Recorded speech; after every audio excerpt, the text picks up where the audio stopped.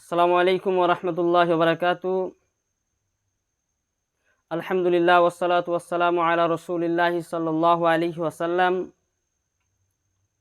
আজকের বিষয় কুরবানির পশু যদি গর্ভবতী হয় তাহলে সেই পশুর কুরবানি করা জায়েজ হবে কি হবে না। অনেক ক্ষেত্রে দেখা যায় যে কুরবানি পশু জবাহ করার পরে তার পেটে বাচ্চা পাওয়া যায়। তাহলে সেই সময় করণীয় কি? সর্বপ্রথম মাসাইল,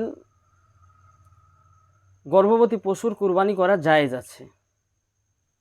জবাইয়ের পর যদি বাচ্চা জীবিত পাওয়া যায় তাহলে সেটাও জবাই করতে হবে, তবে প্রসবের সময় আসন্ন হলে সে পশু কুরবানি করা মাকরুহ হবে।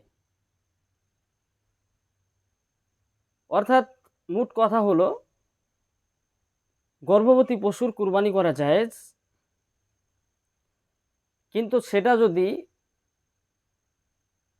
প্রসব হওয়ার খুব কাছাকাছি সময় চলে আসে তাহলে সেটা কুরবানি করা মোটেও ঠিক হবে না।